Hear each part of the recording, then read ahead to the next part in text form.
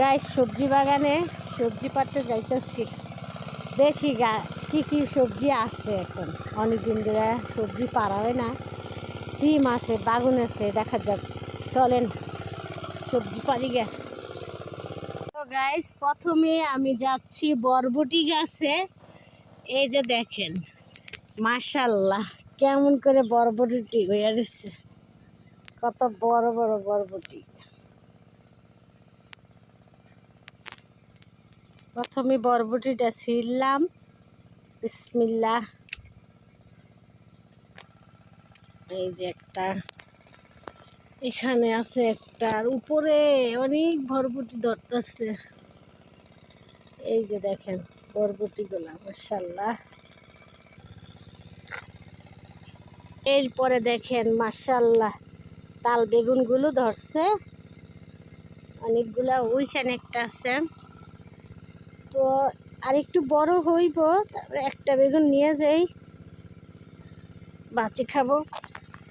বুঝছি গাইস, তিরি এইটাও ছিঁড়ে ফেলাই। এই যে গাইস, সাথে কতগুলো সিমও পারলাম।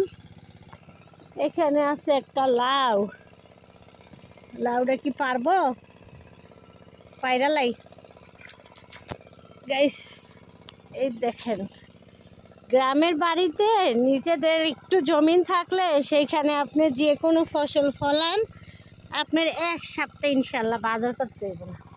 এক সপ্তাহ অনায়াসে সংসার পালা যাইব। আপনার লাউ আছে, শাক সবজি আছে, জংলা শাক সবজি টোকায় খাইলেও এক সপ্তাহ সংসার পালা যাবে। এইটা কি অবস্থা দেখো, পচে গেছে ভাই, তোলা যাবে না। আর অনেক দূরে রয়েছে, এই যে ছোট ছোট লাউ অনেক ধরতেছে। এই যে লাউ। আরে মেশিন বন্ধ করছে, মেশিনের শব্দ। এই গড় পারে মেশিন লাগায় খেতে পানি দেয়, এই মেশিনের শব্দ এতক্ষণ অনেক ছিল। বেগুন আছে অনেক গাছে, এখনো বেগুনগুলা পারবো না, একটু বড় বড় হোক। এই যে বেগুন, এই যে বেগুন, তারপরে আরো আছে দেখাচ্ছি। এই যে বেগুন, মাশাআল্লাহ।